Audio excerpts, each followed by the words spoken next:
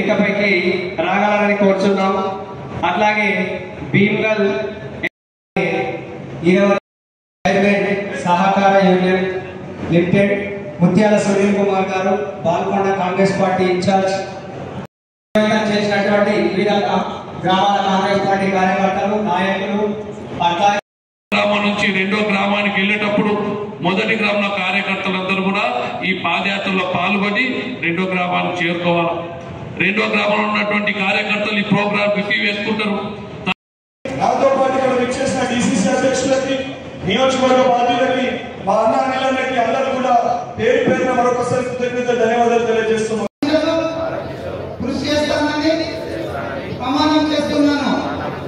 జై బాబు, జై భీమ్, జై సంవిధాన్, జై కాంగ్రెస్, జై కాంగ్రెస్.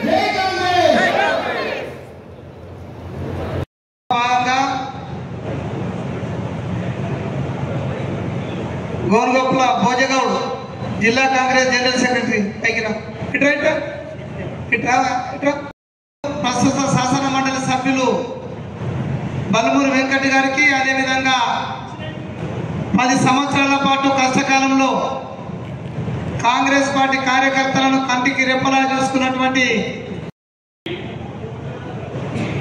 శక్తులన్నింటినీ, వ్యవస్థలన్నీ కూడా నిర్వహణ చేస్తూ, మరి ముఖ్యంగా ఈడీ అంటూ, ఎన్ఫోర్స్మెంట్ డైరెక్టరేట్ అంటూ, సిబిఐ అంటూ ప్రజల మధ్యలో విభేదాలు సృష్టిస్తూ, ఐక్యమత్యం దెబ్బతీస్తూ మన రాజ్యాంగాన్ని కూని చేస్తున్న విషయం మనందరం కూడా చూసినాం. మరి ఇట్టి విషయాన్ని, రాజ్యాంగాన్ని కాపాడుకోవాల్సిన బాధ్యత ఈరోజు దేశ పౌరులపై ఉంది. దేశం బాగుపడాలంటే భారతీయ జనతా పార్టీ కూని చేస్తుంది. మరి దీన్ని కాపాడాల్సిన బాధ్యత ప్రధాన ప్రతిపక్షమైన కాంగ్రెస్ పార్టీ పైనే ఉంది. అందుకని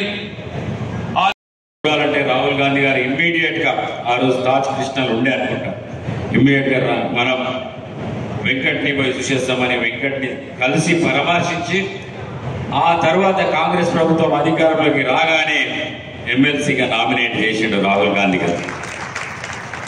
అంటే కష్టపడితే, చిత్తశుద్ధి ఉంటే, కాంగ్రెస్ సిద్ధాంతాల కట్టుబడి ఉంటే తప్పకుండా పదవులు అవి వస్తాయి. అవిటికి అవే వస్తాయి. మనం పాకులాడాల్సిన అవసరం లేదు.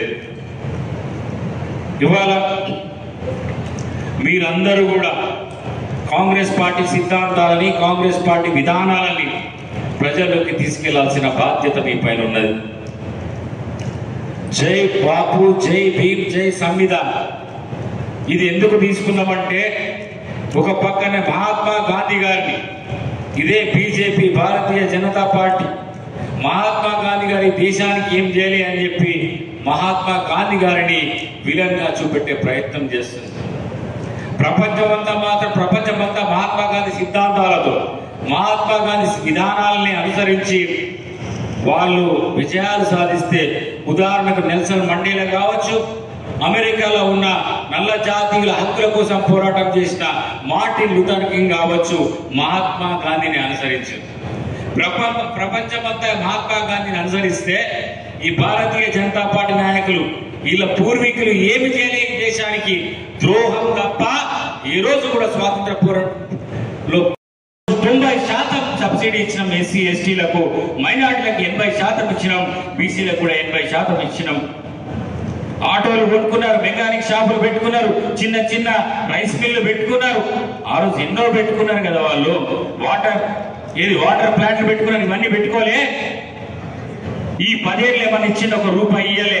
ఇవాళ 6,000 కోట్ల రూపాయలు యువ వికాసం పెట్టినాం.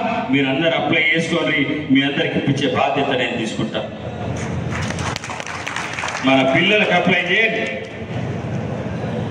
ఇన్ని గొప్ప కార్యక్రమాలు చేస్తున్నాం. మహిళా సంఘాలకు వడ్డీ లేని రుణాలు ఆ రోజు కాంగ్రెస్ ప్రభుత్వం ఉన్నప్పుడు పావుల వడ్డీ వాపస్ ఇచ్చినాం, వాళ్ళ బ్యాంకులలో జమ చేసినాం. కానీ 10 ఏళ్ళు జమ చేయలేని టీఆర్ఎస్ ప్రభుత్వం మళ్ళీ మనం వచ్చిన తర్వాతనే పావుల వడ్డీ జమ అవుతున్నది. వాళ్ళకి 0% ఇంట్రెస్ట్ లోన్లు వస్తున్నాయి. 10 లక్షలు ఇస్తున్నాం మనం ఒక్కొక్క దానికి. గాంధీ వారసులుగా మన పైన ఉందని మీ అందరికి తెలియజేయదలుచుకున్నాం. అదేవిధంగా ఇందిరాగాంధీ గారు, మీకు తెలియంది కాదు, ఇందిరాగాంధీ గారు ఎవరి చేతిలో చనిపోయినరో, ఎవరు సంహరించారో మీ అందరికీ తెలుసు. ఆ రోజు పంజాబ్ లో ఉన్న మిలిటెంట్లు ఆ రోజు ఖలిస్తాన్ కావాలని, మన దేశాన్ని విడగొట్టాలని వాళ్ళు ప్రయత్నం చేస్తుంటే, కుట్ర పన్నుతుంటే వాళ్ళపైన పోరాటం చేయడంలోనే ఆమె వాళ్ళ చేతిలో బలైపోయింది. కానీ ఈ దేశ సమగ్రత కోసం, ఈ దేశాన్ని విచ్ఛిన్నం చేయాలని కుట్రపడుతున్న ఆ శక్తులపై పోరాటం చేసినప్పుడే ఆమె వాళ్ళ చేతిలో బలైంది. ఈ దేశాని కోసం బలైంది ఆమె. ఇవాళ ఎక్కడికి పోయినా కానీ ఇందిరమ్మ రాజ్యం కావాలంటున్నారు. అదేవిధంగా రాజీవ్ గాంధీ గారు ఈ దేశం కోసమే కదా ఆయన ప్రాణాలు పోగొట్టుకున్నది, టెర్రరిస్టుల చేతిలో ప్రాణాలు పోగొట్టుకున్నది ఈ దేశం కోసమే కదా. ఆయన బాడీ ముద్దలు రక్త ముద్దలైంది ఈ దేశం కోసం. ఆయన ప్రాణాలు పోగొట్టుకున్న గొప్ప నాయకుల గురించి ఇవాళ బీజేపీ, భారతీయ